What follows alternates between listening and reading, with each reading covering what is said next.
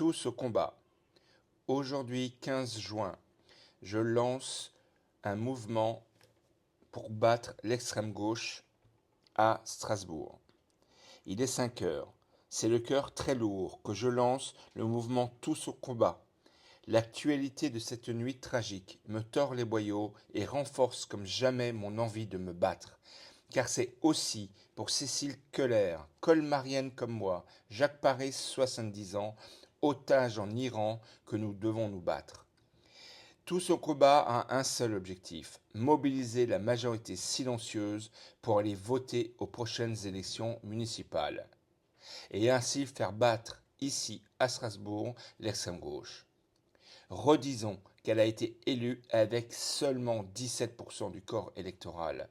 L'équation appartient donc bien à ceux qui ont déserté les urnes et qu'il va falloir chercher. TAC va combattre les ennemis de nos valeurs, de notre République, qui sont complices des terroristes iraniens et de leurs proxys du Hamas, du Hezbollah et de ceux qui coupent la tête au père Hamel, aux criminels du Bataclan, de Charlie Hebdo, de Samuel Paty, de tous les autres. Ils ont tous le même dessein, la charia partout dans le monde. Ouvrez les yeux. Pour cela, nous partons au combat avec une arme invincible, notre esprit. Car sur le fronton de la synagogue de la paix de Strasbourg, il est écrit une phrase tirée de la Torah et de la lecture incroyable de ce dernier Shabbat. L'esprit est plus fort que le glaive. Cette phrase que j'ai reprise 1000 fois déjà a été récitée hier, la veille du lancement de TAC. Je vois cela comme un signe. Oui, notre esprit est plus fort, bien sûr, bien plus fort, mais, à condition de retrouver nos valeurs, de les affirmer, de les imposer même, et d'aller vers celles et ceux qui sont manipulés par nos ennemis. Tout ce combat est un mouvement positif qui va mettre tous les candidats devant leurs responsabilités et leurs contradictions. Nous allons appeler un chat et faire savoir qui trahit le vivre ensemble. Nous allons aussi être un poil à gratter de nos ennemis et surtout, aller sur leur propre terrain abandonné par la République et ses représentants. Suivez nos pérégrinations qui nous mèneront jusqu'en mars 2026. Mais surtout, je veux dire ici qu'il faut que vous nous rejoigniez. Car rien ne pourra se faire si nous ne sommes pas nombreux, si nos bataillons ne grossissent pas vite. Le temps presse, la situation se tend et exige de se bouger maintenant. Dès aujourd'hui, contactez-moi pour participer et nous soutenir par Messenger, par mail sur tousautcombat@gmail.com. Combat avec un K. C'est aussi de votre responsabilité, je me permets de le dire.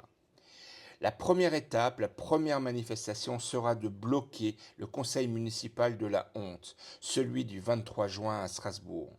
Pour Cécile, pour Jacques, pour les victimes du terrorisme, ici et là-bas, il ne faut pas que Jeanne, Siamak, Abdellah et ses copains fréristes, élus honteux de notre belle ville, véritables traîtres à nos valeurs, lâches parmi les lâches, faibles parmi les faibles, pantins manipulés, valident le jumelage avec un camp palestinien qui efface Israël de la carte. Surtout pas aujourd'hui où Israël combat le diable et se prend des bombes, dont la ville de Ramat Gan, ville jumelée avec Strasbourg. Le Conseil car de quoi parle-t-on? Que va-t-il se passer le 23 juin? Sérieusement, est-il possible que nous laissions ces salopards d'élus d'extrême gauche continuer à cracher sur toute notre histoire? Mais même pas en rêve. Vous qui me lisez, réveillez-vous. Venez le 23 juin de 10 h à 13 h. C'est un lundi. Nous n'avons pas le choix. C'est ce jour-là qu'il faut être présent. Prenez une journée de libre. Les enjeux en valent la peine, non? Strasbourg en vaut la peine. Venez manifester pour vos valeurs, pour vos enfants. Venez voir comment s'organiser et combattre ensemble jusqu'aux prochaines élections. D'ici le 23 juin, jour après jour, je vous communiquerai ici les méthodes, les outils, les valeurs qui forgeront TAC. Et lundi 23 juin, si ces mots vous parlent un tant soit peu, s'ils résonnent au fond de votre cœur comme une note de violon, alors venez manifester avec moi à Strasbourg devant la mairie et le prochain conseil, pour qu'il ne soit pas celui de la honte et de la trahison. Le 23 juin, nous exigerons des élus de 1. De réinstaurer le jumelage avec la ville de Ramat Gan, bombardée la nuit dernière par les copains de nos élus fréristes de Strasbourg. 2. D'interdire le jumelage complètement fou avec les négationnistes, CF, la carte avec Israël est effacée, du camp palestinien. Nous publierons aussi le nom des élus qui voteront pour l'infamie.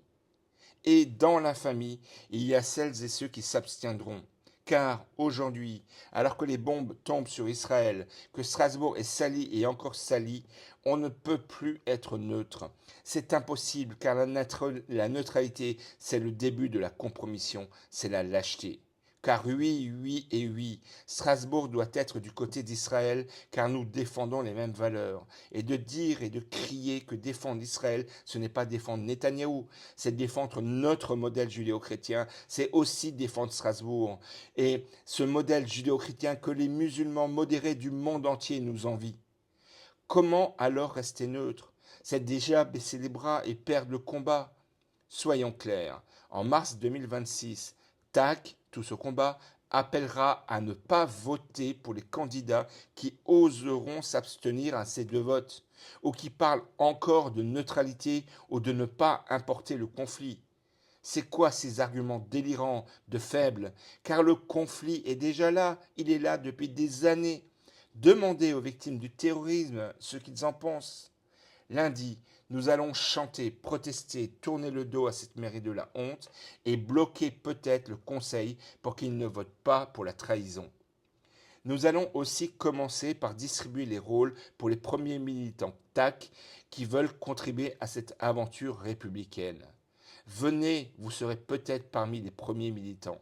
Ce matin, je mesure plus que les autres jours l'importance de faire, l'absolue nécessité de se battre ici aussi. Ce matin, tôt, très tôt, les dépêches de la nuit tombent comme les trahisons successives de l'extrême gauche française ont ponctué ces 4 dernières années en détruisant notre vivre ensemble, surtout ici à Strasbourg. Ici, à Strasbourg, nos ennemis gouvernent la ville et collaborent avec des islamistes qui détestent la France, l'égalité des femmes et des hommes, la musique, l'humour, l'impertinence. Ici, à Strasbourg, ces gens défilent dans la Gay Pride avec des drapeaux palestiniens et assassinent en même temps à Gaza les homosexuels en les jetant du haut des immeubles, comme les juifs jetés de leurs immeubles pendant la dernière guerre. Ouvrons les yeux. Ici, à Strasbourg, ils dilapident, les élus d'extrême gauche dilapident l'argent public et interdisent en même temps aux forains de travailler pour la foire Saint-Jean, presque annulée pour la première fois depuis 630 ans. Ici, à Strasbourg, les élus d'extrême gauche gouvernent la ville, mais la détestent en fait. Ils détestent le peuple, ils vous détestent. Ils vivent et le gouverne ils gouvernent le peuple exactement comme les communistes le font depuis que le communisme existe. La situation est devenue si grave ici que nous ne pouvons plus nous permettre de tergiverser. Nous devons réagir et surtout agir. Nous le devons. Enfin, on m'a toujours dit qu'il fallait se battre pour des raisons positives. Je me bats donc pour des valeurs, je me bats pour mes enfants, pour nos enfants, pour la France des Lumières et l'Europe de la paix. Je ne me bats pas pour me présenter aux élections, c'est un serment personnel.